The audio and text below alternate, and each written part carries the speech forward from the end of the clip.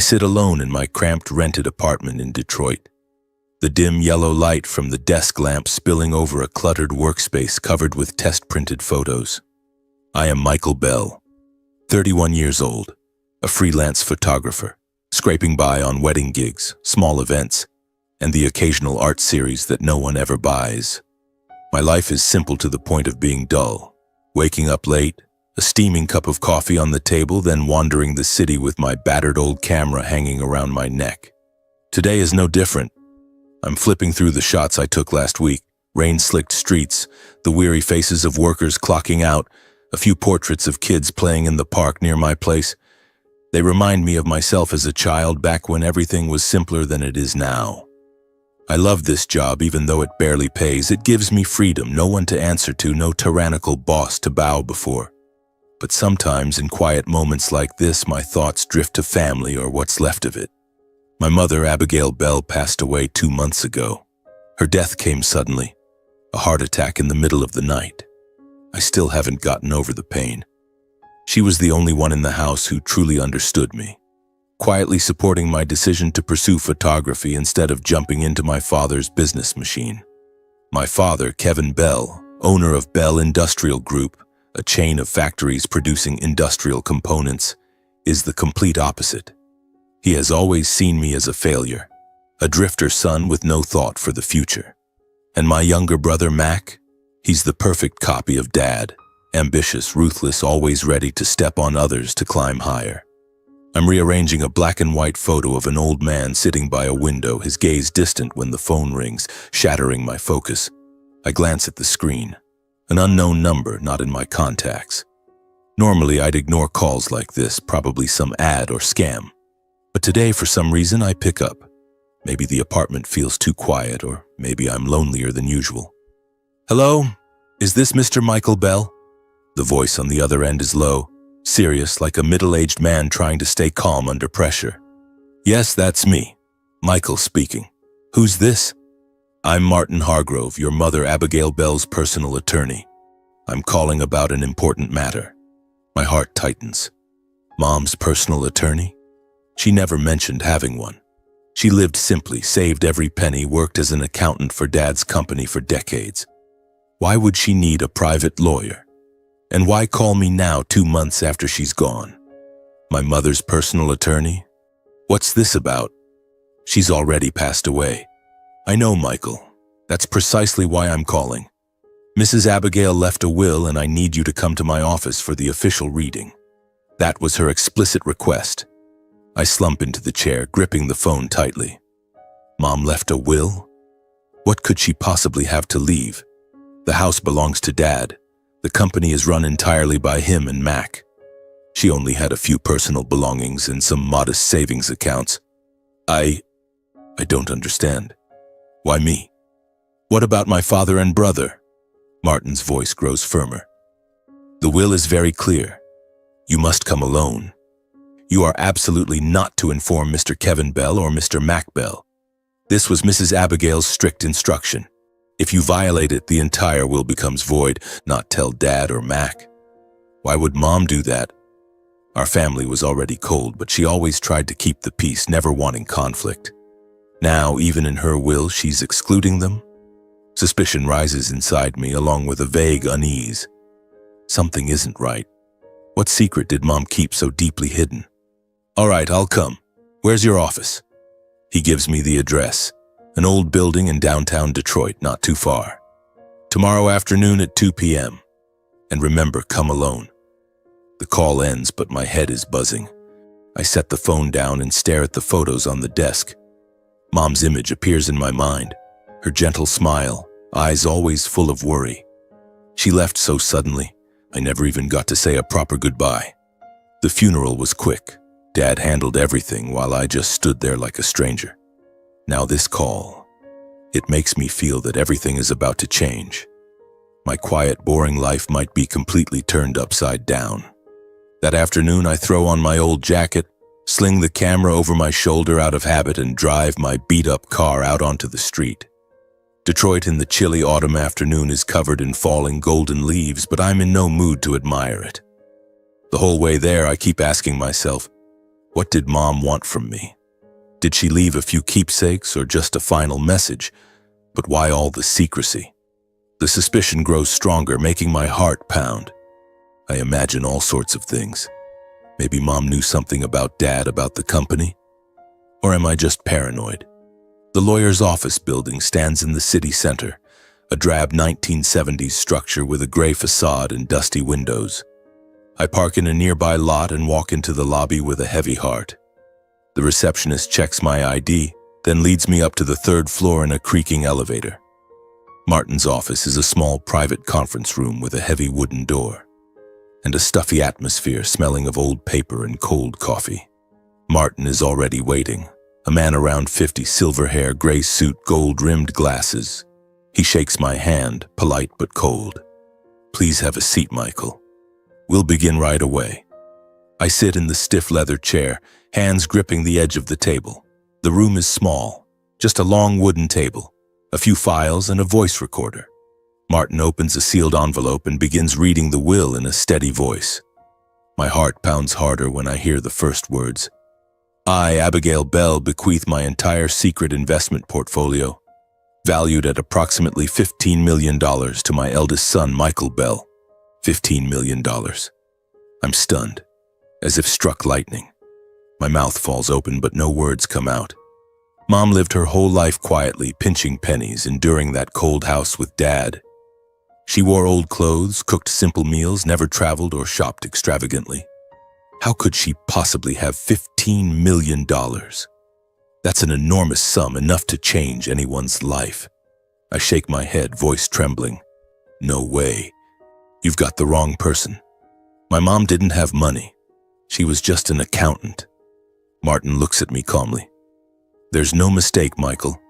Mrs. Abigail had been secretly investing for many years. This is a legally notarized will. The money is yours." I sit frozen, my mind in chaos. Why? Why did she hide it so completely? And why only me, not Dad or Mac? The initial unease has turned into a storm. There's definitely something more behind this, I'm sure of it. Martin slides a thick, carefully sealed folder toward me, stamped with red wax, along with a handwritten letter in Mom's familiar script. "What are these?" I ask, my voice breaking. "These are the additional items Mrs. Abigail left you. The letter is for you, and the folder, you'll understand when you open it. But remember, per the will, you must keep everything secret." My hands shake as I touch the letter and the folder. Goosebumps cover my skin. A chill runs down my spine. I don't yet know what's inside, but I have a strong premonition that from this moment on, my life will take a completely different turn. No longer just Michael Bell, the freelance photographer, but someone carrying an enormous secret that could change everything. I leave the office clutching the folder and letter, walking out onto the streets of Detroit like a sleepwalker. The cold autumn wind bites, but I feel nothing. Only anticipation and tension rising. What is Mom's secret, and what am I going to do with it? I walk toward my beat-up car in the parking lot, clutching the thick folder as if it might vanish into thin air. My mind was a whirlwind, thoughts spinning endlessly. $15 million? My mother, the woman I'd always believed lived in near-poverty simplicity, had secretly built an enormous investment portfolio? And why leave it all to me alone, cutting out my father and brother entirely? I opened the car door, tossed the folder and letter onto the passenger seat, then slid behind the wheel. Detroit's streets slid past the windows, gray high-rises, avenues littered with golden falling leaves, crowds hurrying home after work. To me, everything blurred into a hazy mess. I drove like an automaton, mechanically dodging traffic, while my brain churned between the staggering sum of money and the mysterious folder beside me. My rented apartment sat on the outskirts, an aging complex with peeling paint and an elevator that broke down more often than it worked. The place was cramped, a cluttered desk buried under photographs, an unmade bed, a tiny kitchen with a few unwashed bowls in the sink. I collapsed onto the sagging sofa and placed the letter on the coffee table. Mom's familiar handwriting on the envelope, those soft, slightly trembling curves made my chest tighten. She always wrote by hand, She said handwriting carried a person's soul. I took a deep breath, tore open the envelope, and unfolded the pages. In the letter, Mom poured out her deep love for me. She wrote that she had always been proud of me, even though my life wasn't the glittering success my father and brother wanted. You are the one who lives with heart, Michael. Honest, without hunger for power or status. You don't belong in the cold world your father and Mac have thrown themselves into. I saw it when you were little, when you chose art over business, when you wandered the city with your camera instead of sitting behind a desk. I love you for exactly who you are. Did she really understand me that well? She had never said it aloud, but now through these words I felt it clearly. She went on, "The money I'm leaving you isn't for you to live lavishly or waste. I want you to be free, free from depending on this family, free to live the life you've always dreamed of. You can open your own photography studio, travel the world taking pictures of places you love, or simply live without ever worrying about bills again. That is my gift to you, because I know you deserve it." My heart warmed for a moment, but the next lines turned me ice cold. "There is something else I'm leaving you inside that folder. It contains all the evidence of your father Kevin Bell's and your brother Mac Bell's criminal activities." I froze. The letter slipped from my fingers. Criminal activities? My father, Kevin Bell, 66 years old, chairman of Bell Industrial Group, the chain of industrial parts factories he built from nothing. He was patriarchal, authoritarian, ruthlessly pragmatic. To him, the company was everything. Profit was everything. He had taught us since childhood that the world is a war and the weak get crushed. And Mac, my 28-year-old brother, currently production line supervisor at Dad's main plant. Impulsive, competitive, status-obsessed. Always ready to do whatever Dad ordered to climb higher. But criminal? I had never even considered it. The company was constantly praised in the local press, Detroit's pride and joy. Mom confessed that during her many years as the company's accountant, she had quietly collected the evidence. I saw everything, Michael. Shady transfers, fake contracts, shell companies for money laundering. I didn't want to believe it, but the truth was right in front of me. I copied everything, kept it safe, because I knew one day it might save someone. Why didn't she ever say anything? Tears rolled down my cheeks as I read. I didn't expose it while I was alive because I didn't want our family torn apart. I didn't want you and Mac to become enemies, to look at each other with hatred. And I was afraid, Michael. Afraid of consequences beyond my control. Prison, bankruptcy, or worse, violence from those involved. I chose silence to protect everyone. Now that she was gone, she was handing the decision to me. The choice is yours, Michael. Turn the evidence over to the authorities or bury it forever.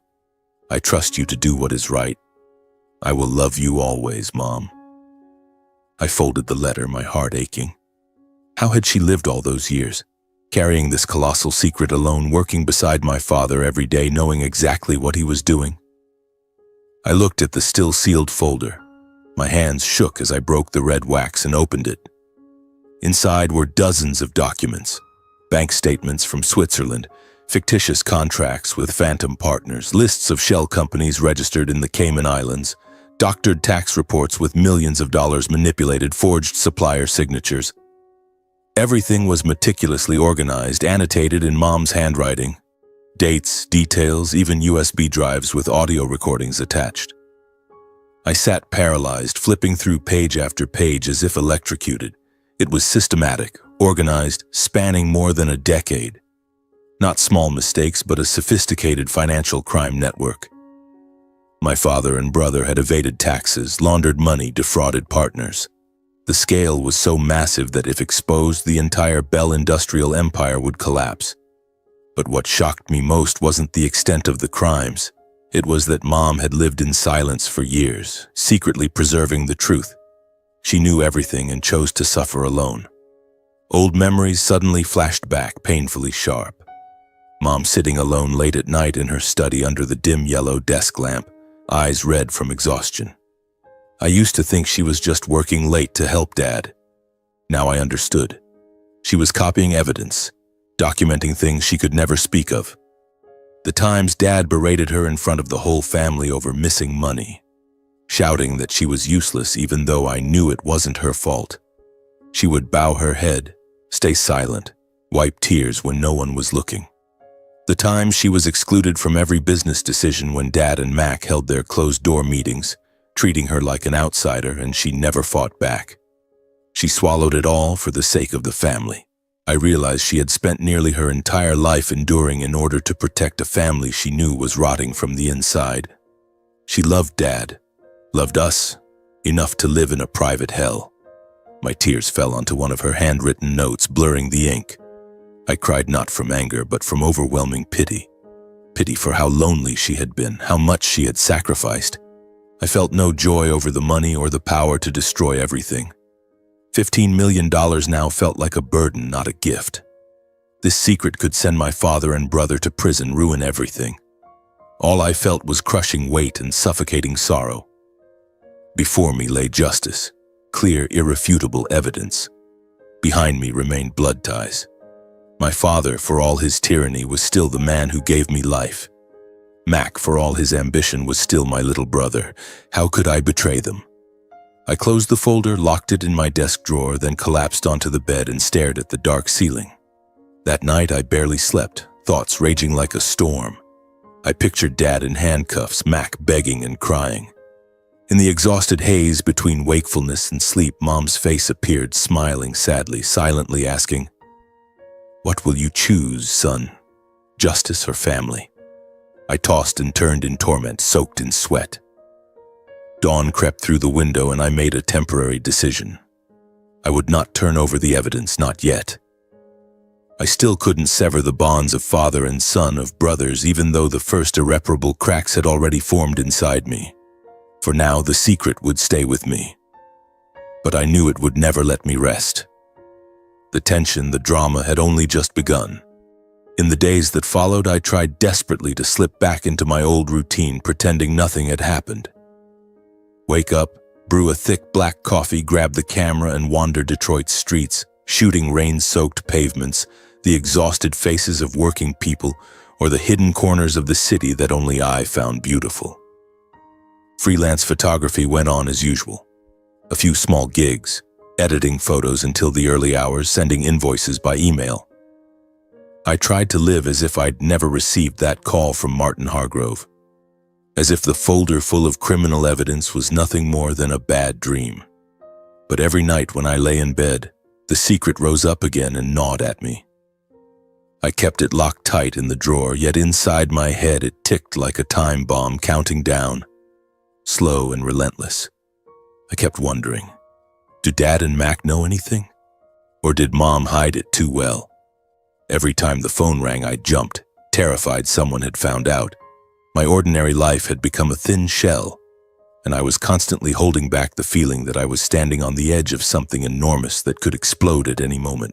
Then, out of nowhere, an unexpected invitation arrived in the mail, thick creamy cardstock with gold lettering, inviting me to my father Kevin Bell's retirement gala.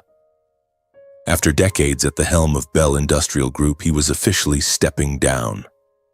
The event would be a grand celebration, a farewell, and the public announcement of how power and assets would be divided. I didn't want to go. The distance between my father and me had grown too wide. He had never considered me part of the empire he built. Our rare phone calls were nothing but cold questions about my work, always ending with the same disappointed tone. Why don't you ever think about your future? And Mac would definitely be there, strutting around as usual. But after a sleepless night, I decided to attend. I wanted to see with my own eyes exactly where I stood in my father's heart. Deep down, maybe I still hoped for some small acknowledgement, or at least to face reality one last time. The gala was held on a Saturday night at the Grand Plaza, Detroit's grandest downtown hotel, an old Gothic-style building with glittering crystal chandeliers and long red carpets. I drove there wearing the only suit I owned, an old one I'd bought years ago for a wedding. On the way, my heart pounded harder, excitement mixed with dread. I imagined Dad giving his speech, Mac grinning triumphantly, and me standing in some dark corner.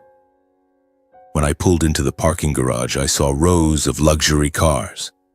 Mercedes, BMWs, even a few Lamborghinis belonging to businessmen, partners, and the press. Bright lights spilled from the main entrance. Soft jazz drifted through the air. I felt completely out of place among the bespoke suits, glittering evening gowns and power handshakes accompanied by fake smiles. The air was thick with expensive perfume and fine wine. I took a glass of champagne from a passing tray, sipped it to steady myself, but my hand still trembled slightly. Curious, judgmental eyes turned toward me. I caught whispers spreading like ripples.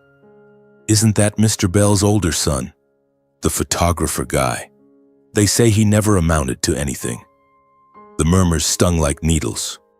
A few smirks appeared, mixed with condescending glances reserved for the camera guy among the elite. My face burned as if I were being stripped naked in front of everyone. Why had I come? To torture myself? I tried to avoid people's eyes, weaving through the crowd toward a quieter corner. Then suddenly I ran straight into Mac Bell. My younger brother stood there, tall and sleek in a glossy black suit, hair perfectly styled, a smug smile on his lips.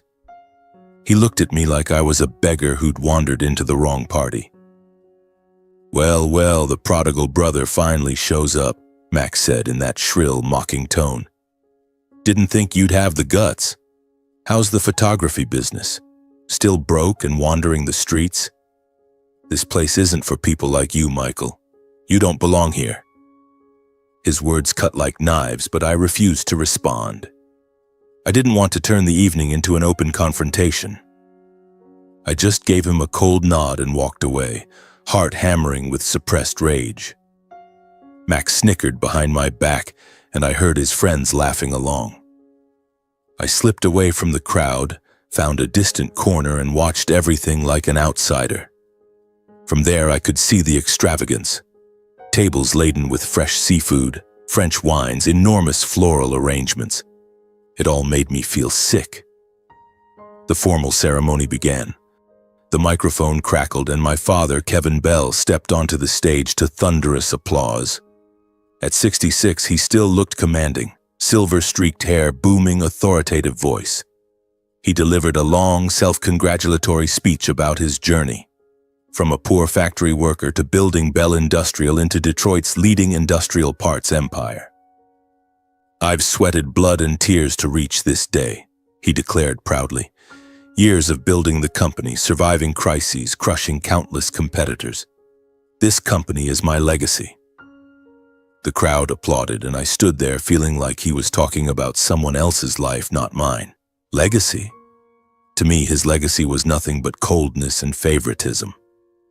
Finally, he announced his official retirement and the transfer of full control of Bell Industrial Group, along with the entire family fortune, to his youngest son, Mac Bell. My heart clenched, though I had expected it. Mac strutted onto the stage, bowing repeatedly, shaking hands with partners, basking in endless congratulations and applause. He looked like a star, camera flashes popping around him. The atmosphere was at its peak of celebration. Glasses were raised, laughter rang out. I stood in my corner, gripping my glass so hard it hurt, trying to swallow the lump in my throat. That was it. I had no part in any of it, as always. But just when I thought the evening was winding down, my father spoke again, this time about his eldest son. His voice was ice cold, without hesitation. "As for Michael, my so-called firstborn, he is not my biological son. There is no blood relation between us. Therefore, he will receive nothing. No share of my personal assets or the company." I froze in the middle of the ballroom, every sound suddenly muffled and distant. The applause died instantly, replaced by a wave of whispers. My feet felt nailed to the floor, blood rushed to my face. Not his biological son. What was he saying? I was born into this family, raised under that roof. No matter how much he despised me, he couldn't use the very bond of blood as an excuse to disown me publicly like this. It was deliberate, cruel humiliation. I could barely breathe. I looked up at the stage. My father stood there, expressionless, as if he were announcing a business decision, not denying his own son. Max smirked from the stage and added through the microphone, voice dripping with mockery. Even if he did share our blood, someone who only knows how to hold a camera wouldn't be fit to run the company anyway. Right, everyone? Max's friends burst out laughing. The sound spread, others joined in, and the entire ballroom turned into an arena where I was the defeated gladiator. I stood surrounded by mocking stares, burning with shame and humiliation, throat tight. I wanted to shout, to scream that he was lying, that I was his son, but the weight of the crowd crushed me. Everyone looked at me like I was a stranger, a joke. Tears threatened, but I held them back. I would not cry here. In the end, I chose silence. I turned and walked out of the hall in a daze. I left the hotel, leaving behind the dazzling lights, the echoing laughter, and a family that had just publicly disowned me before the entire world. The cold night wind whipped around me, but I felt nothing except the stabbing pain in my chest. Only on the drive home did the tears finally fall. Mom's secret now felt like a double-edged sword. I could use it for revenge, but would it be worth it? The tension, the drama had reached its peak, and I knew the real storm was only just beginning. Leaving the gala, I drove through the empty streets of Detroit, pale orange streetlights stretching distorted shadows across the rain-wet asphalt. My old car shuddered with every gear change, but every sound was drowned out by one sentence echoing over and over in my head, cold and merciless as a blade. He is not my biological son. There is no blood tie, and Max's sneering laugh, followed by the chorus of his friends' laughter, stabbed into my heart again and again. I gripped the steering wheel so hard my knuckles went white, tears blurring the road until I had to pull over to the curb and wipe my face. How could Dad do this? Publicly disown me in front of hundreds of people, businessmen, partners, the press, as if I were a stain that needed to be erased. I felt small, invisible, as if I had never truly existed in that family. Instead of heading straight back to my apartment, I decided not to go home yet. I needed air, needed the biting cold to cool the fire burning inside me. I turned the car away from downtown and drove toward the Detroit River, where the night wind carried the damp smell of water and the soft lapping of waves. I parked in an empty lot by the riverbank and stepped out. The late autumn wind blew hard, icy enough to cut through bone, slapping my face like punishment. I leaned against the rusted iron railing and stared out at the black water glinting under a crescent moon. Detroit at night was strangely quiet, only the distant rumble of trucks and the mournful horn of a ship from the port. I breathed deeply, trying to push away the images from the party, the blinding lights, the fake smiles, my father's icy declaration. The harder I tried to forget, the sharper they became. Not my biological son. Those words were a time bomb detonating slowly inside my skull. Was Dad lying? Or was there a secret I had never known? I had lived 31 years under that roof carrying the Bell name, and now he denied everything. I needed answers. I couldn't let it hang like this. After a long internal struggle, I made up my mind. I would go to the house right now and confront him. No waiting until morning, no letting the rage cool. I needed to face him no matter the outcome. I got back in the car, started the engine, and drove to the old family home in the suburbs, the place where I grew up yet now felt utterly foreign. The route was so familiar I drove on autopilot past quiet streets lined with trees shedding golden leaves. My heart pounded, tension rising. The house appeared ahead, a 2-story vintage mansion with a wide front lawn and a garage full of luxury cars. The living room lights were still on. They weren't asleep yet. I parked at the gate, took a deep breath, and walked in. The door was unlocked, as always. Dad was always arrogantly certain no one would dare touch his house. I pushed the door open. The dry creak of the hinges echoed through the silent space. The living room was vast and cold, expensive leather sofas bathed in dim yellow light, the fireplace still glowing with red embers. My father, Kevin Bell, sat reclined in his usual armchair, a glass of whiskey in hand, staring out the window as if avoiding something. Despite the obvious exhaustion etched on his face, he still radiated that rigid, unyielding authority. Mac was standing by the built-in bar, pouring himself a drink. when the sound of the door made him freeze. He whipped around. For a split second, his eyes widened. Then the familiar contempt instantly returned. "What the hell are you doing back here?" His voice was high and sharp with mockery. "Wasn't the party humiliating enough for you?" I ignored him and looked straight at Dad. "Dad, we need to talk.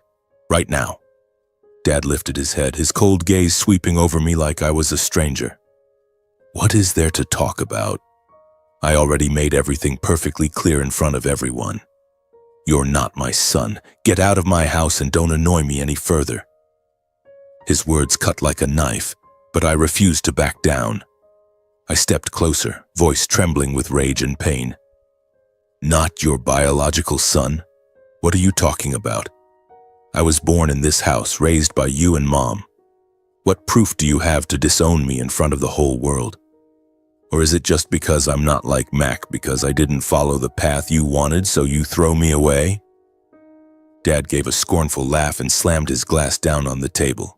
"Proof? You want proof? Mac, show him." Mac smirked, walked to the filing cabinet in the corner, pulled out a white envelope and tossed it at me like trash.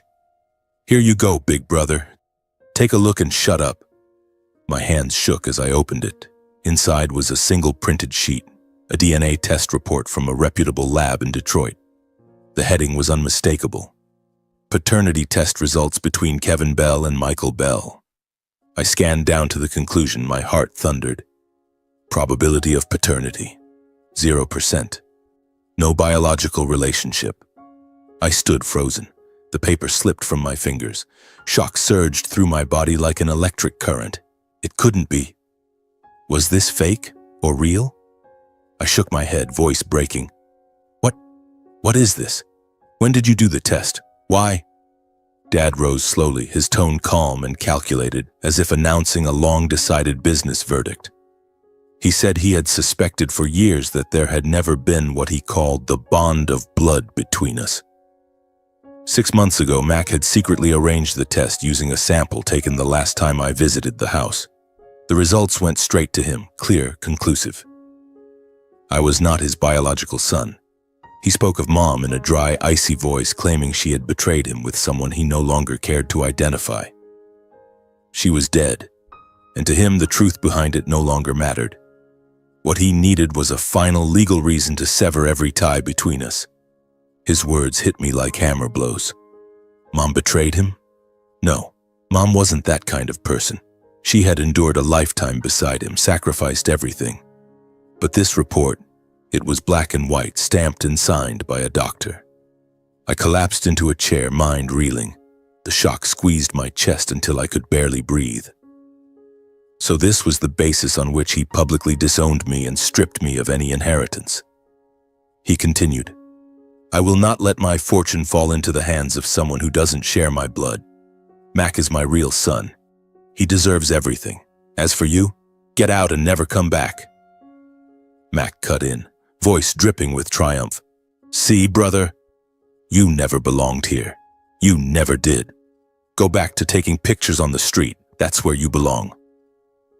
I looked at them, two people I had once called family, now total strangers. Tears fell again, not from sadness this time, but from fury and shock. This DNA report, it changed everything. I wasn't his biological son. Then who was I? What had Mom hidden from me? I picked up the paper, stuffed it into my pocket, and stood. Fine. If that's what you want, I'll go. But you and your son will regret what you've done tonight. Dad waved me off and turned his back. Just leave. Don't bother me again. I walked out of the house into the dark night, the cold wind whipping my face. On the drive back to my apartment, my head spun around that DNA report. The shock was still raw, but a new resolve was forming. Mom's secret now mattered more than ever. I had to uncover the truth for myself. My apartment greeted me with suffocating silence, and I knew this night would be endless. I stumbled back into my cramped apartment late that night, slamming the door behind me. The lock clicked loudly in the narrow space. Faint orange streetlight filtered through the thin curtains, casting pale, sickly stripes across the dusty floor. I collapsed onto the old sofa, then immediately stood up again. I couldn't sit still. Kevin's icy words still rang in my ears, "You're not my son," along with Mac's mocking laughter and the DNA report that felt like a death sentence. 6 months ago, they had already known, had already planned to cut me out of everything, and tonight's gala had merely been the cruel public execution. I felt betrayed twice over, once by my father and again by my very origins. My hands shook as I tore off the suit jacket and flung it to the floor. I sat on the edge of the bed, overwhelmed by humiliation and a hollow emptiness that choked me. It was as if everything I had tried to bury for years had been dragged back into the light without mercy, pulling me into a deeper abyss than ever before. Tears fell again, but this time not from pain, from pure rage. Rage at my father, at Mac, and even at Mom for perhaps knowing and never telling me. In the chaos of memories, my childhood rose up like a parade of injustices. Kevin had always poured every favor and resource onto Mac. The old suburban house appeared vividly in my mind. The peeling white walls, the cracked leather sofa in the living room, the garage stuffed with industrial parts Dad brought home from the factory. Kevin Bell, around 40 then, tall and loud-voiced, was always consumed by the company. He had built Bell Industrial from nothing and treated it as his life's mission. But with us, his 2 sons, the favoritism was blatant. Mac was born looking like him. Sharp eyes, confident smile, competitive from the cradle. Me? I liked sitting in a corner drawing or using the old film camera Grandma had given me to photograph random things around the house. Dad looked at me like I was an alien, and the unfairness started with the smallest things. I remembered the times my school achievements barely earned a glance. In 4th grade, I brought home a report card full of A's, with a teacher's note praising my creativity. Excited, I placed it on the dinner table and waited. Dad glanced at it, nodded curtly. "Not bad, but focus on math and science. The rest doesn't matter." Then turned to 6-year-old Mac and praised his scribbled drawing of a truck. "That's my boy. That's Daddy's truck, isn't it? Such a good son." I sat at the end of the table, clutching my report card, feeling invisible. It was always the same afterward.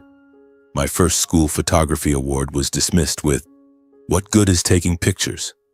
While Mac's high math score earned a backyard barbecue with friends and relatives. Every tiny success of Mac's was celebrated like a national holiday. Mine were met with indifference. Back then I told myself I just hadn't tried hard enough, but now I knew. It was deep, unchangeable favoritism. At 18, when I decided to study photography at community college and needed $300 for film and supplies, I went to Dad's office at the factory, voice trembling. "Dad, I need money for school materials. I'll pay you back when I get a job." He didn't even look up from his ledgers. "Money for photography? You think I print cash? Study business, that's the future." He refused without a second thought. Meanwhile, Mac got tuition at a prestigious university, a brand new car upon graduation, and a high-paying job at the factory handed to him on a silver platter. Money, connections, opportunities. Everything flowed to Mac like a river. I worked nights at a fast food joint, saved every penny for a second-hand camera, and the wound of that unfairness never healed. Amid those bitter memories, the only image that softened my heart was Mom. Abigail Bell, hair neatly pinned, gentle smile, always my quiet refuge. I remembered evenings when she sat silently watching me sort prints in the living room under the warm desk lamp. She would sit beside me, hold my black and white photos, even if she didn't fully understand the technique or artistic meaning, and nod. "They're beautiful, son. I can see people in these pictures. Keep living the way you believe is right." Those words were cool water on the burns left by Dad. She would sit for hours listening to my ideas about photography, even though her eyes were tired after a long day as the company accountant. I remembered the time she secretly slipped me her savings to buy equipment, hiding it from Dad like a guilty secret just to protect her son's small dream. Once she called me into the kitchen and pressed $100 into my hand. I saved it from the grocery money. "Don't tell your father. Use it for film. I believe in you." I hugged her, feeling the warmth from her thin body, knowing she was sacrificing part of her already simple life. She always did that, supported me in the shadows like an ally in hiding.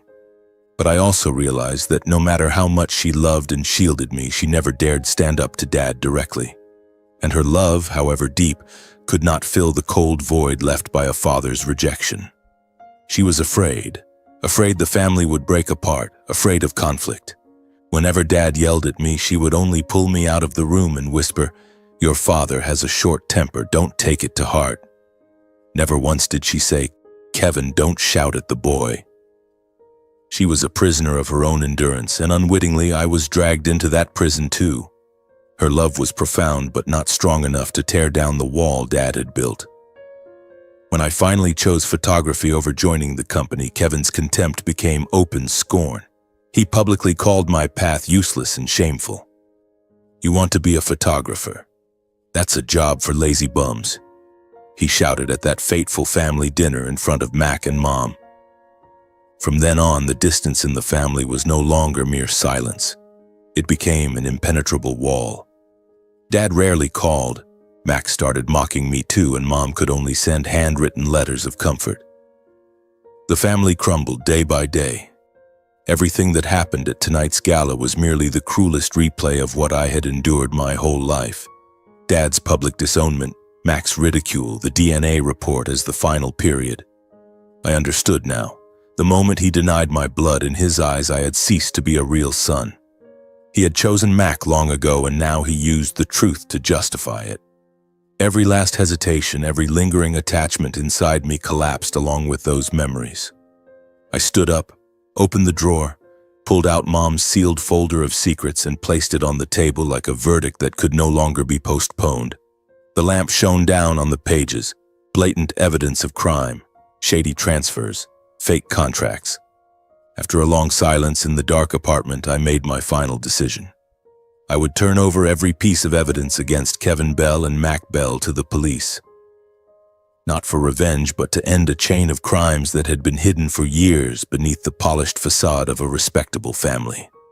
Mom's secret had become a weapon, and I would use it to seek justice, for her and for myself. That night stretched on forever, but my resolve was clear. The storm was coming. As the first rays of sunlight slipped through the thin curtains, I got up, brewed a thick black coffee, but couldn't swallow a single sip. My hands trembled as I gathered Mom's folder and her handwritten letter into an old briefcase. This was it. No more delaying. I drove to the Detroit Police Headquarters, that grim gray building downtown. Surrounded by patrol cars and the tense atmosphere you only see in movies. My heart pounded as I walked into the lobby. The smell of stale coffee and old paper hit me hard. I asked to speak to a detective, my voice cracking. "I have evidence of financial crimes. It involves Bell Industrial Group." They led me to a small interrogation room. Cold concrete walls, a scarred wooden table. A middle-aged detective named Ramirez sat across from me, eyes sharp but voice calm. "Tell me the whole story, Mr. Bell." I told him everything. Mom's will, the folder, the evidence of tax evasion, money laundering, fake contracts. I slid the documents across the table along with Mom's letter as final proof. Ramirez flipped through the pages, his eyes widened as the scale sank in. "This is serious. Are you absolutely sure you want to turn this in? It's your family." I nodded, voice steady even though my heart ached. That family doesn't include me anymore. That very morning, I handed over the entire secret dossier and Mom's letter to the Detroit Police Department. My signature shook on the receipt form, a crooked scrawl that felt like the final full stop on everything I once knew as family. The case was immediately classified as major financial crime. They photocopied everything, sealed the originals, and forwarded the file to the Economic Crimes Unit and the prosecutor's office. Ramirez put a hand on my shoulder. "You did the right thing. But brace yourself, this is going to be huge." I left the station feeling a strange mix of relief and dread. On the drive home, I pictured Dad and Mac being summoned. Frantic phone calls, panicked faces. And it happened. Within hours, Kevin Bell and Mac Bell were urgently called in for questioning. Ramirez confirmed it later. Both had been brought in.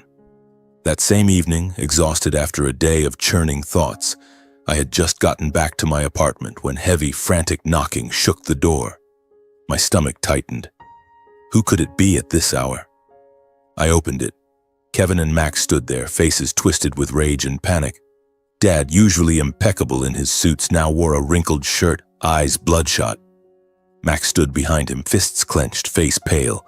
They barged in without waiting for an invitation and slammed the door shut. "What the hell have you done, you bastard?" Dad roared, his voice echoing through the tiny room, making the walls seem to shake. He unleashed a torrent of the vilest insults.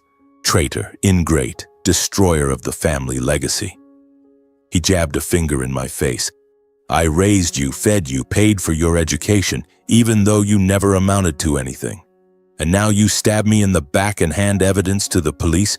You ungrateful, treacherous piece of trash, you're destroying everything I built." His words cut deep, but I stood motionless.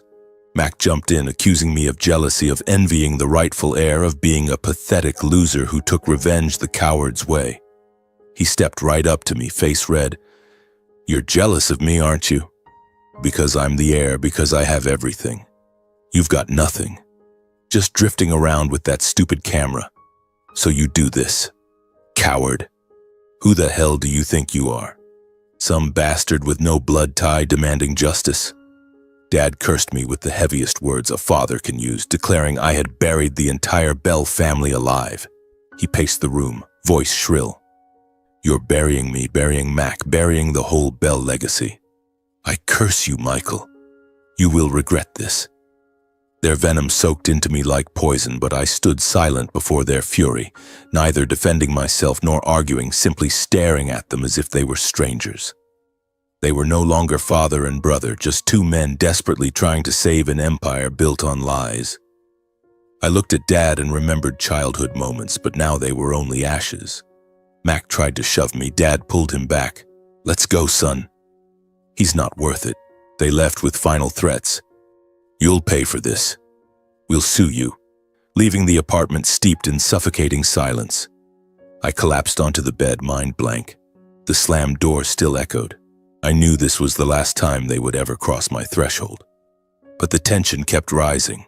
What would happen next? In the days that followed, leaks began to surface. I woke to calls from unknown numbers, reporters, old acquaintances, all asking about the case. The press jumped in. Stories exploded across local papers and social media. Bell Industrial Empire crumbles. Disowned son exposes father and brother's crimes. Millions in tax evasion. Secrets from Abigail Bell's will. Shareholders panicked and dumped stock. The company's value plummeted. Partners suspended cooperation, canceled orders. Clients terminated contracts en masse and demanded compensation. Factory workers quit in droves. Production lines ground to a halt. The once bustling plants now stood silent like graveyards. I pictured Dad in his office, phones ringing with disaster after disaster, and Mac running around trying to put out fires.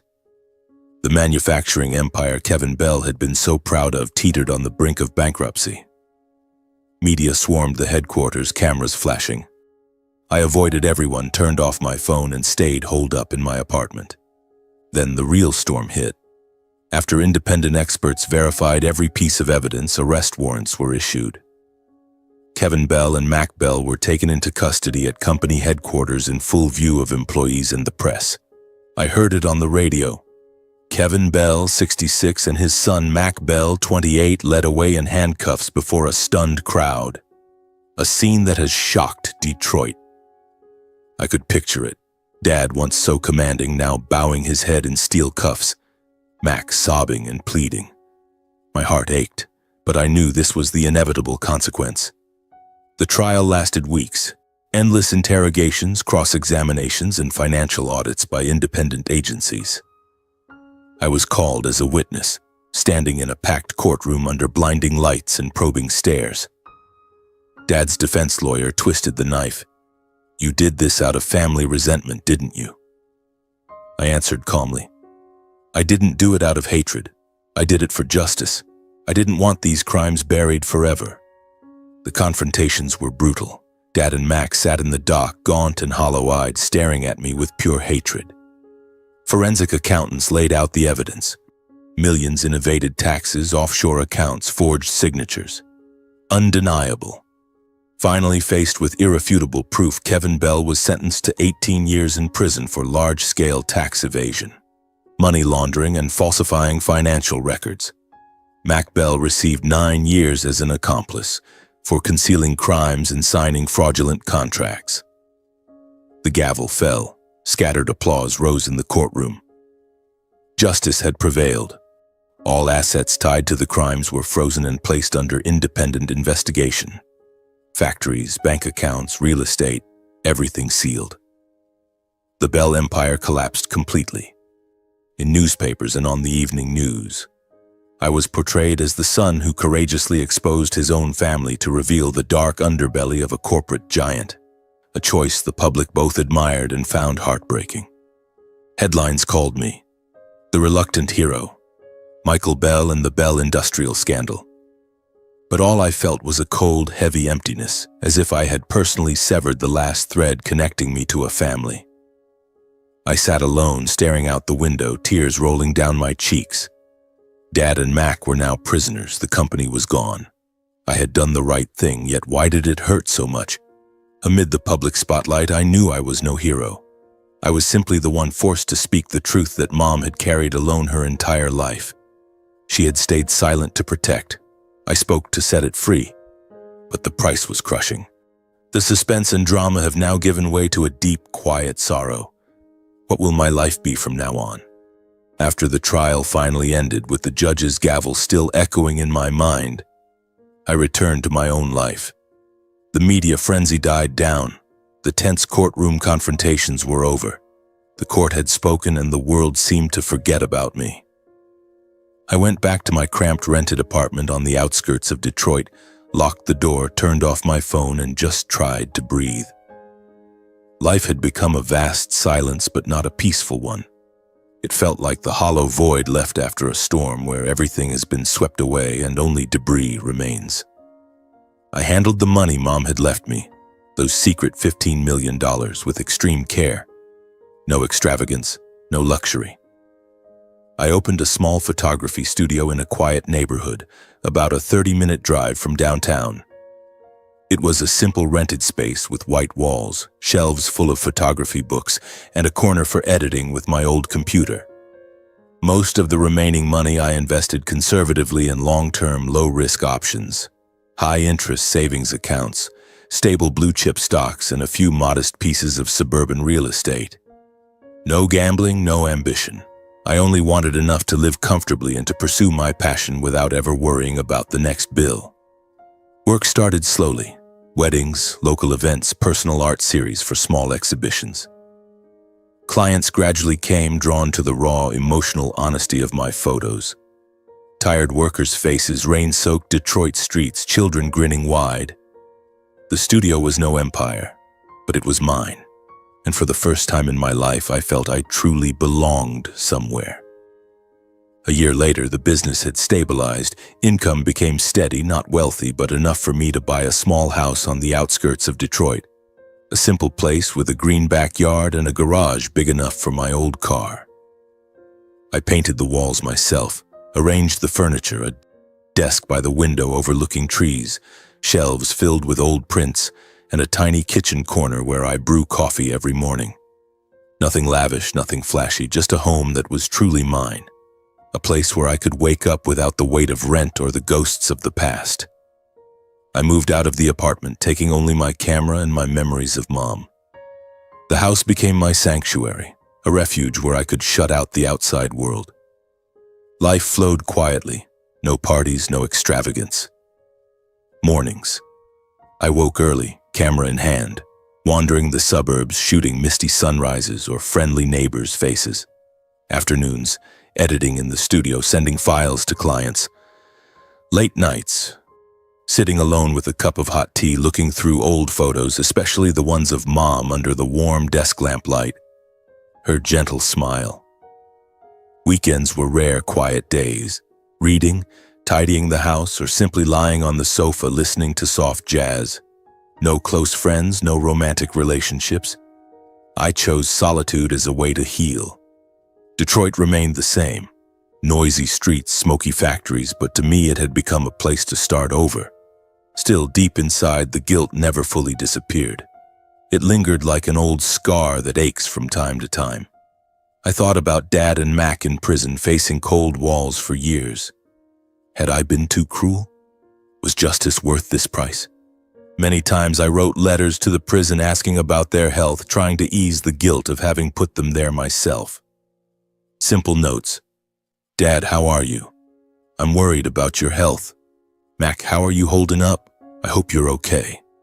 I sent them with a faint hope, some reply, some sign that blood still mattered, but every letter was returned unopened, marked recipient refuses delivery.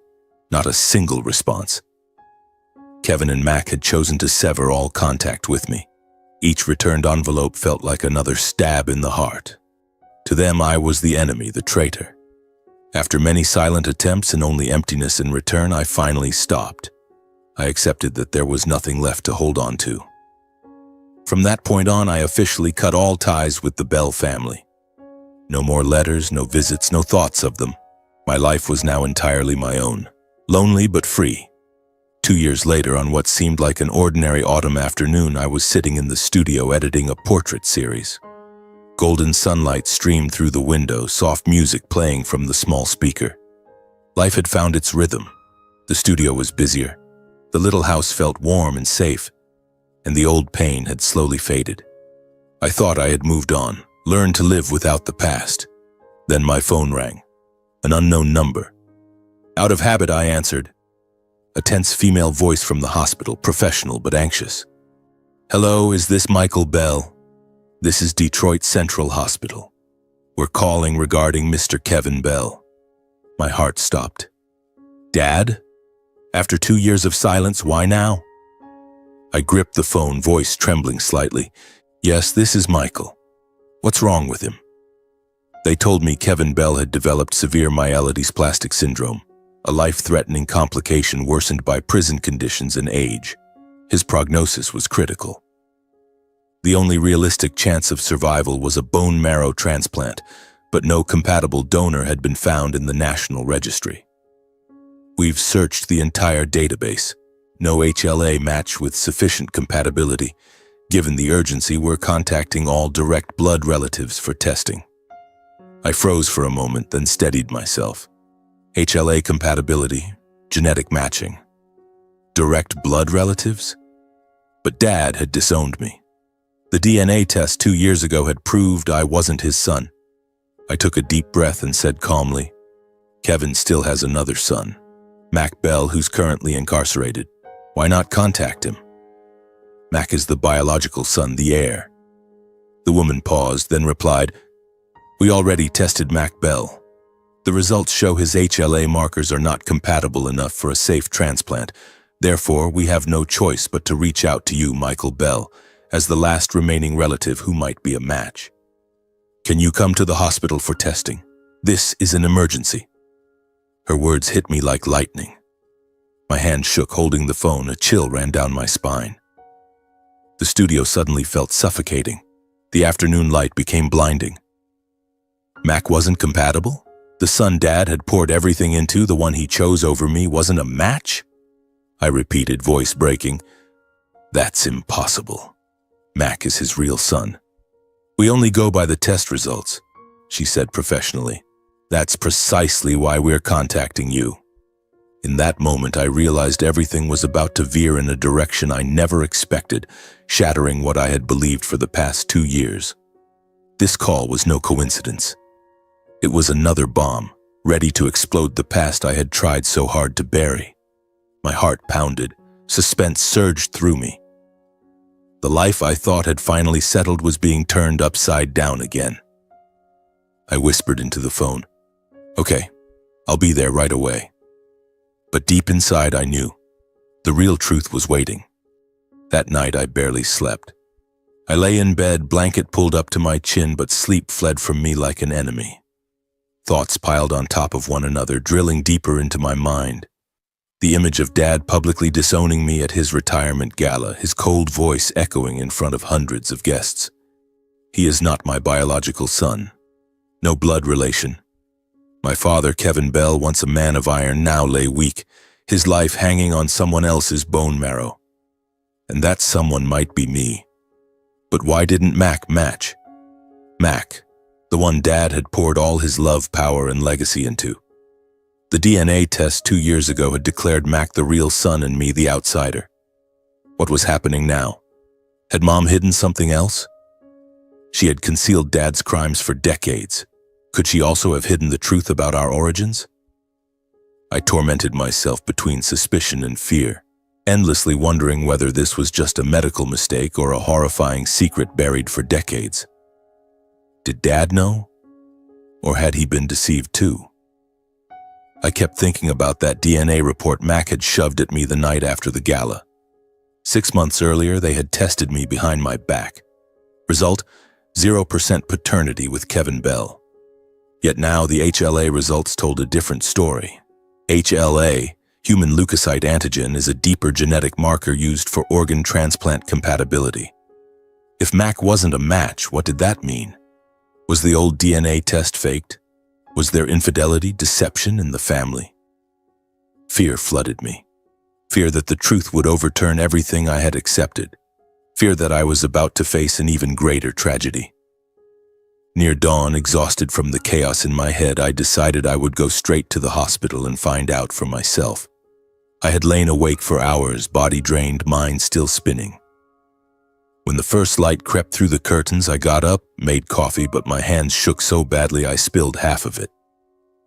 I threw on my old jacket, slung the camera over my shoulder out of habit, like a shield, and drove to the hospital. Early morning Detroit was quiet. Night shift workers dragging their feet, bus exhaust mixing with fog. I parked in the hospital lot, the huge building's glass facade glinting weakly in the pale sun. Inside, the sharp smell of disinfectant hit me. The PA system called out patient names.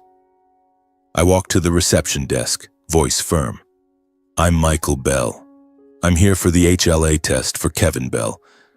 A nurse led me to a small waiting room. Sterile white walls, hard plastic chairs. I demanded to see Mac's HLA file first. I need to confirm before I decide anything. They hesitated, but after checking paperwork, a middle-aged doctor, Dr. Harlan, entered with a thin folder. He adjusted his glasses and spoke gently. This is Mac Bell's file. You have the right to see it because of the emergency. I opened it, heart hammering. The report stated clearly, Mac Bell has insufficient biological compatibility for marrow donation and is not confirmed as a direct blood relative of Kevin Bell based on stored genetic data. Black and white numbers showed HLA compatibility well below the required 50%. I read it over and over, feeling a gaping hole open in my chest. Not a direct blood relative? Mac, the heir Dad had given everything to, wasn't his son? Shock spread through me. I had to grip the table to stay upright. Dr. Harlan watched me. The results are clear. Mac cannot donate. I stood frozen, the world turning upside down. If Mac wasn't the biological son, then the DNA test from 2 years ago was fake. Or had Dad been deceived? I whispered, What about me, doctor? He nodded. We'll test you right now. They drew blood and ran an urgent analysis. A few hours later, the results were ready. I waited in the corridor, mind in turmoil, watching patients roll by in wheelchairs with IV poles. Dr. Harlan returned, holding the paper. Your results show full compatibility for a marrow transplant to Kevin Bell. And the genetic analysis confirms that you, and only you, are his biological son. When the truth finally came out, I felt no comfort, only the bitter irony squeezing my heart. The son rejected his whole life was the one who carried his father's blood after all. I was the real son. Dad had used a fake test to get rid of me. Or had Mom hidden the truth about Mac? I stood there, the paper trembling in my hand, tears threatening. Dr. Harlan put a hand on my shoulder. You are his only hope, but the decision is yours. I nodded, but my mind was numb. I hadn't decided yet whether to donate. I left the hospital in silence, walked to the parking lot under the harsh afternoon sun, carrying questions that gnawed relentlessly. Why? Why could a father publicly disown his own flesh and blood only to face death and need that same son's life to survive? Did he know the truth? Or was it all Mac's scheme? I drove home, the highway blurring through tears, feeling my life flip upside down once again. I needed time to understand how a father could reject his real son, then stand at death's door needing that son's marrow. Back at my little house, I collapsed onto the sofa and stared at the darkening backyard. Memories flooded in. The retirement gala, Dad's denial, Mac's laughter. Now what? If I was the real son, then who was Mac? Whose child was he? Did Mom know? She had hidden Dad's financial crimes. Had she also hidden an affair? Or had Dad been the one who betrayed her? I sat there for hours, mind in chaos, neither eating nor drinking. That night I came home in a daze, letting past and present collide inside me, still unable to make a final choice. I lay in bed staring at the dark ceiling, thoughts spinning. Donating marrow meant saving the man who had abandoned me. Refusing meant letting him die, and carrying that guilt forever. After another night of torment, when dawn crept in again, I finally drove to the hospital and signed the consent form for the transplant. I arrived exhausted, but the decision had solidified. It wasn't born of full forgiveness. I still hurt from the years of rejection, from the fake test, from everything. Nor had the resentment completely faded. The anger still smoldered. I did it for one reason I couldn't deny. No matter how much he had rejected me, Kevin Bell was still my biological father. His blood ran in my veins, no matter how fiercely he denied it. And above all, I did it because I refused to become the kind of person he had been to me. Cold, ruthless, willing to discard blood ties for power. I signed the papers, hand trembling slightly, but heart strangely calm. Dr. Harlan nodded. "You are a dutiful son." I walked out of the hospital into the autumn wind, carrying a strange feeling. Not joy, not regret, just the next step in a life full of paradoxes. The suspense has now turned into waiting. How will the transplant go? And what is the full truth about Mac? My life has changed once again. The day before the official marrow transplant, I returned to the hospital to complete the final preoperative procedures. Early morning Detroit was still wrapped in fog. I drove through empty streets while the radio announced chilly weather. The hospital greeted me with the familiar sting of disinfectant and the echoing PA calling patients' names down long corridors. I met Dr. Harlan in the clinic.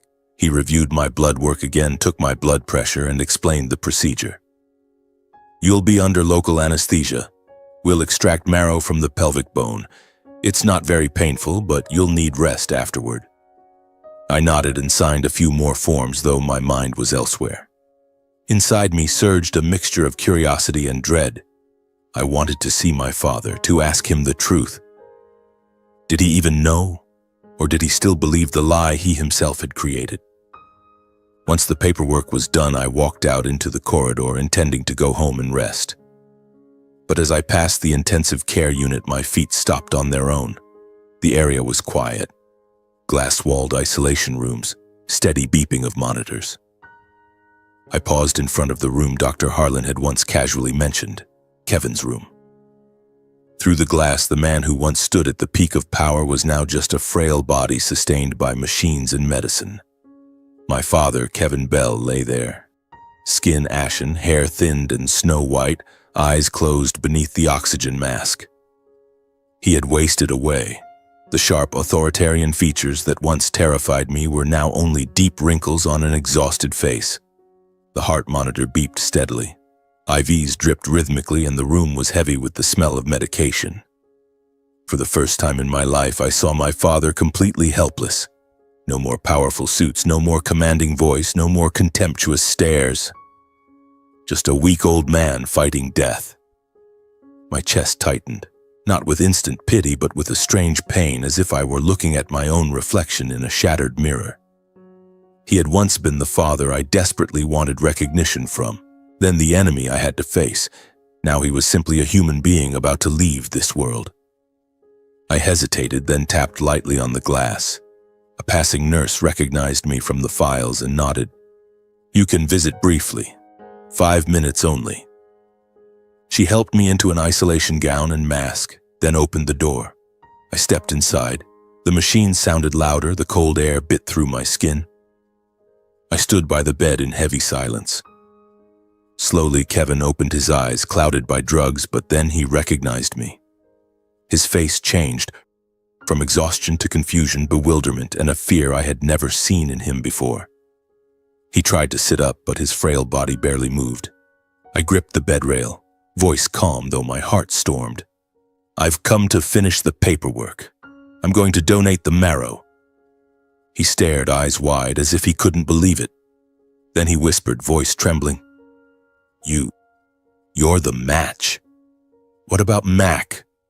I nodded. He fell silent, staring at the frosted window. Then he began to speak, weakly but filled with emotion. Kevin said that until this very moment he had truly believed Mac was his biological son, and that belief had made him cruel enough to publicly disown me at the retirement gala. "I always thought Mac was mine. That DNA test, Mac showed it to me. He said you weren't, and I believed him. But now you're the one saving my life?" He coughed. The monitors beeped faster. A nurse glanced anxiously through the glass. I stood still, listening, heart pounding.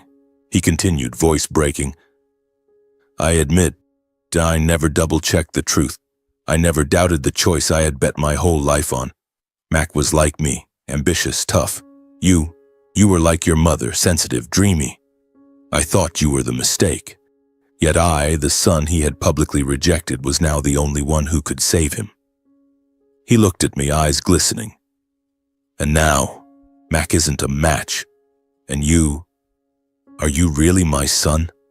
"I was wrong, Michael." In his broken state, Kevin confessed that at the retirement gala. His public disownment of me had come from an obsession with power and a succession plan already fixed on Mac. That night, I was possessed by power. I wanted Mac to inherit everything, wanted the company clean, free of you, the one who didn't fit.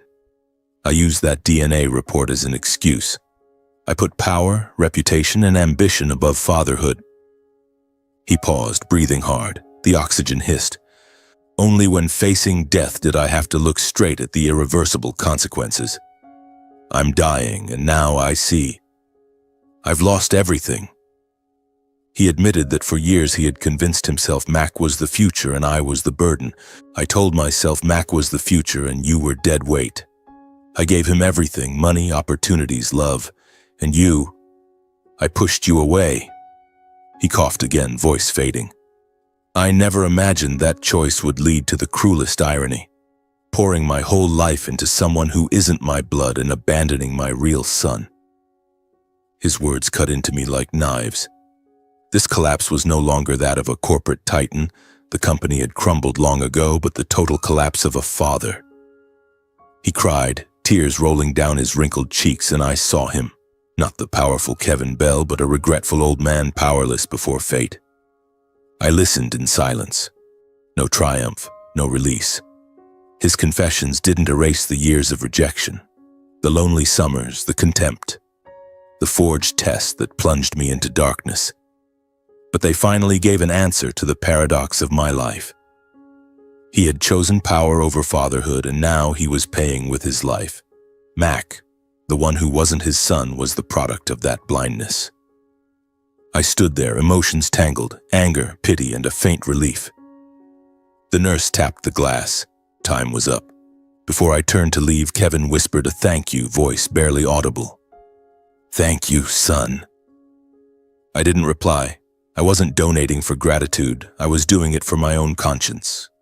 I hadn't fully forgiven him. The wounds were too deep, but I chose not to become him. I walked out. The door closed behind me with a soft click. As the ICU door shut, I understood this meeting wasn't about reconciliation. Nothing could heal that much damage. but about finally closing once and for all a family tragedy built on prejudice, ambition, and the blindness of power. I stepped into the corridor. A draft from the window carried the smell of medicine. The suspense has turned into acceptance. The transplant is coming, and whatever the outcome, I am free. The marrow transplant took place as scheduled on a foggy Detroit morning. I arrived at the hospital early, put on the isolation gown, and lay on the operating table with my heart pounding. Local anesthesia was administered, and I felt sharp stings in my pelvis as they harvested the marrow. A procedure that lasted several hours, but I gritted my teeth and endured. Not because I felt heroic, but because this was my choice. I rested in recovery, body exhausted, yet my mind strangely clear. A few days later, Kevin's vital signs began to stabilize. Heart rate steadied, blood oxygen rose, and the doctors confirmed the transplant was a success. Dr. Harlan told me, "He's out of critical condition. Your marrow was a perfect match, no complications." I exhaled in relief but felt no joy. Just one burden lifted, only to be replaced by others. Kevin survived the crisis, but his health had collapsed irreversibly. He was visibly emaciated, skin pallid, and needed crutches to move during his final days in the hospital. I did not visit him again. There was no need after that last conversation. Once stable, he was transferred back to prison to serve the remainder of his sentence. From a once mighty tycoon who ruled Bell Industrial Group with an iron fist and commanded Detroit's business world, he had become a frail, aging prisoner whose life now depended on the very son he had disowned. Every beat of his heart was sustained by my marrow, the blood he had once denied. Kevin Bell's life had entered a long phase of reckoning. No more power, no more prestige, only daily confrontation with regret. Through scattered updates from Attorney Martin, I learned he sat in his cell staring at the bars, thinking about the choices that had destroyed everything. No company left to run, no Mac left to be proud of. Just loneliness and illness. I felt neither pity nor satisfaction. It was simply the inevitable end to a tragedy of his own making. After recovering from the donation, weeks of fatigue and aching hips, I decided to visit Mac in prison one last time to put everything to rest. It was time to face the man who had falsified the truth and plunged me into darkness for 2 years. I drove to the prison on the outskirts, a gray complex with high walls and razor wire, heavy with the smell of damp and the clanging of locks. In the visiting room, we sat across from each other, separated by glass. Mac had lost a lot of weight. His face was gaunt, dark circles under his eyes, hair cropped short and unkempt, the prison uniform hanging loosely on what had once been a strong frame. The arrogance and contempt were gone from his gaze, replaced by exhaustion, confusion, and a trace of fear when he looked at me. We picked up the phones. His voice was hoarse through the speaker. "Michael, why are you here, after everything?" I looked straight into his eyes, calm. "To end it. To ask about that DNA test, and why you weren't a match for Dad." Mac lowered his head, silent for a long time, then confessed with a choked voice that he had secretly swapped the DNA samples years ago, terrified of losing his place as heir and haunted by the fear that I might surpass him. Dad always saw you as the failure, but I was scared. I paid a private lab to fake the results. I showed Dad the forged report and convinced him you weren't his son. I did it to secure my position, to make sure everything went to me." His words cut like a blade. So it had all been a lie, just to eliminate me. He continued, "The fake report became the basis for Kevin's public disownment at the retirement gala and the complete stripping of my inheritance. That night, I pushed Dad to do it, to make it final so you could never come back. I thought I'd won, but now I've lost everything." In the total collapse of his beliefs and values, Mac bowed his head and apologized for destroying my life just to cling to a false identity. He cried, voice breaking through the receiver, "I'm sorry, Michael. I ruined you, pushed you out of the family, made you live a lie. I'm not his real son. I was terrified of losing everything, so I did this. Now I'm here, paying for my mistakes." I sat watching him cry but felt no vindictive pleasure, no thrill of victory. Instead, I realized we had both been damaged children in different ways. I was rejected for not fitting Dad's ambitions. Mac lived in fear of losing what he had and clung to it with lies. We were both victims of a family rotten from the inside. Before leaving, I offered neither forgiveness nor condemnation. I simply nodded coldly, hung up the phone, and walked away. From that moment, our relationship ended in silence. Nothing left to say, nothing left to salvage. I stepped out of the prison, cold wind whipped my face. It felt like a chapter had finally closed. The next day, I drove to the cemetery where Mom rests. The familiar road through Detroit's suburbs, lined with autumn gold trees, led me to the quiet hillside graveyard. I parked, picked up a bouquet of white daisies, her favorite, and walked to her grave. In front of Abigail's headstone, I stood for a long time in silence, the wind whispering through the rows of stones, carrying the scent of damp earth and fallen leaves. The stone bore her name and dates with the simple inscription, "Beloved Mother." I knelt, laid the flowers, and began to speak, whispering as if she were there. I told her about the transplant, about Dad surviving to face the consequences of his choices, about the truth that Mac was not his son, a truth she had hidden her whole life. "Mom, I saved him. My marrow matched, and the tests proved I'm the real son. But Mac, he isn't. You knew, didn't you? You stayed silent to protect everyone, but why didn't you ever tell me?" My voice broke. Tears rolled down my cheeks. I sat there for hours telling her about the years since she left, the trial, the prison sentences, and now this final irony. I was grateful for her love and protection, yet for the first time I also faced the painful truth that her silence had helped prolong the tragedy. She had loved us so much she endured everything, hiding Dad's crimes, hiding Mac's origins, burying every secret to keep the family intact.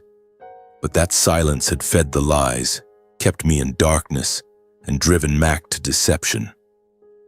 Two opposing feelings lived inside me at once. Deep compassion for a woman who spent her life in fear inside a cold house with a domineering husband, sacrificing everything for her children, and the ache of realizing I too had been a victim of the very secrets she chose to keep. If she had spoken sooner, perhaps everything would have been different. I cried, not from anger or blame, but from sorrow. There was no rage, no resentment left. What remained was a clear-eyed forgiveness, neither idealized nor illusory.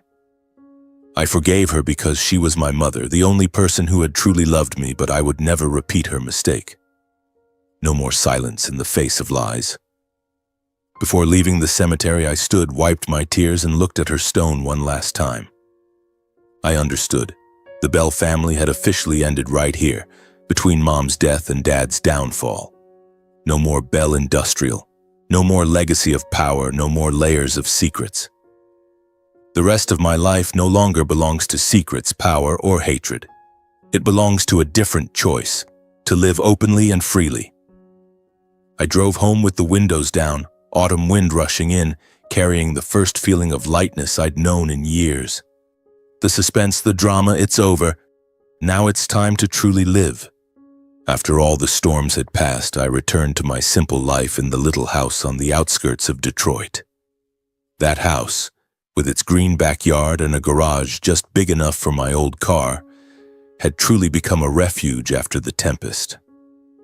I tidied up the photography studio, rearranged the old prints on the shelves, and started over with small, steady jobs. Life slipped back into its familiar rhythm. Waking early to brew strong black coffee, grabbing the camera and wandering the familiar streets, photographing ordinary faces, tired workers leaving their shifts, children playing in the autumn sun or the weathered corners of old factories I had known since childhood. The studio ran steadily. I never became fabulously wealthy, but I earned enough to live by my own skill and passion. Weddings, community events, art series for local galleries. The income wasn't lavish like the money Mom had left me, which I still invested cautiously, but it was honest, made with my own hands. Every sold print was a small joy, a reminder that I was living the life I had chosen, no longer bound by my father's legacy or the secrets of the past. A few years later, once the studio began turning a steady profit, I used part of it to set up a modest scholarship fund for children from difficult backgrounds, especially those who had been abandoned or lived in violent homes. The fund was small, enough to help only a handful of kids each year. Tuition, books, sometimes counseling sessions. I never put my name on it publicly and never sought media attention. No spotlight, no praise needed. I quietly kept it going as a way to give back the light I myself had once lacked. Every time I transferred money to a child whose parents had walked away, I thought of the little boy I once was, wandering the backyard with a camera, aching for a word of approval from his father. The fund became my way of healing, a silent promise that my tragedy would not be repeated in another life. During a community photography project, a series on struggling families in Detroit meant to raise awareness about domestic violence, I met Sophia. It was a drizzly afternoon at the local social services center. Sophia Bell, an ironic coincidence of surnames, nothing more, was a social worker with her hair tied back neatly and a warm, steady smile. She was a few years older than me, counseling a single mother with quiet empathy in her eyes. Two strangers connected by shared understanding and scars that had already begun to heal. I photographed her from a distance, not for publication but because of the genuine beauty in the way she listened. After the shoot, we talked. At first about the project, about the children who needed help. Then slowly personal stories slipped in. She spoke of a childhood marked by an alcoholic father and a mother who endured in silence. I shared fragments of my own journey, not everything, but enough for her to understand. No drama, no rush.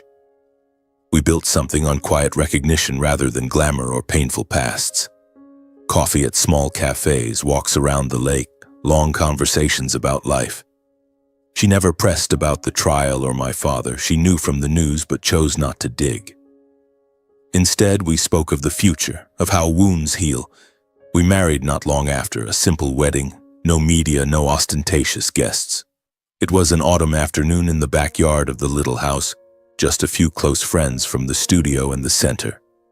We exchanged rings beneath a blazing red maple, vows short and plain. Life with her was made of ordinary moments, cooking dinner together, watching old movies, planning the next round of scholarships. She brought patience and optimism where I lacked them.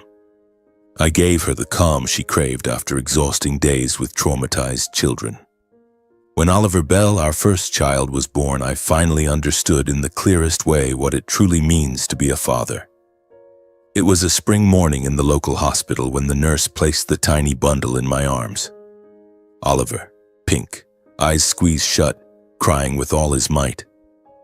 I held him with a mixture of overwhelming joy and fear because no one understood better than I did how heavy the word family can be. Joy because this was my family, real, not built on power or secrets. Fear because I remembered my own father and every mistake he made. Favoritism, rejection, silence. Sophia lay beside me, exhausted but smiling. From then on, life revolved around the boy. Sleepless nights changing diapers, mornings playing in the yard, the endless photographs I took. First smile, first steps. Oliver grew up surrounded by steady, equal love. No comparisons, no favoritism. I taught him photography. Sophia taught him kindness. Our family was small but solid, not an empire but a true home. Looking back on the whole journey, I realized this. Truth, no matter how brutal, is the only path to real freedom. I lived inside lies, disowned because of a forged test, carrying my mother's hidden secrets, and only when I spoke them aloud, only when I faced them, did I become free. Power can build empires, but it can also destroy a family. My father proved that. He built Bell Industrial on ambition and lost everything because of it. Silence in the face of wrong is never neutral. It is complicity that prolongs tragedy. My mother stayed silent, and the tragedy lasted her whole life and spilled onto us. I learned that courage is not only denouncing others' crimes, it is also daring to face the truth of your own family, of the very blood you come from. I did that. Faced the test, Mac's confession, my father's regret, and from that I changed. From my own tragedy, I chose to live more slowly, more kindly, more awake. I never sought to be a hero in society's eyes. No interviews, no memoir. I simply chose to be a man who does not turn away from truth and refuses to repeat the mistakes of the previous generation. With Oliver, I show no favoritism and stay silent about no wrong, however small. With Sophia, I hide nothing. The studio still runs, the scholarship fund has quietly grown, now helping dozens of children each year. And life is made of ordinary moments. Taking my son to the park, photographing sunsets with my wife, or sitting alone reflecting on the past. The rest of my days will no longer be written in secrets and resentment. They will be written in quiet work, simple moments, and the freedom I had to trade nearly a lifetime to earn. I grow older, silver threading my hair, but my heart is light, no longer carrying the weight of the old Bell family. And that is the final message I keep for myself. We cannot choose where we are born, but we always have the right to choose how we live and how we walk out of the shadows of the past. I made my choice, and now watching Oliver grow, I know it was the right one. My story ends not in tragedy, but in peace.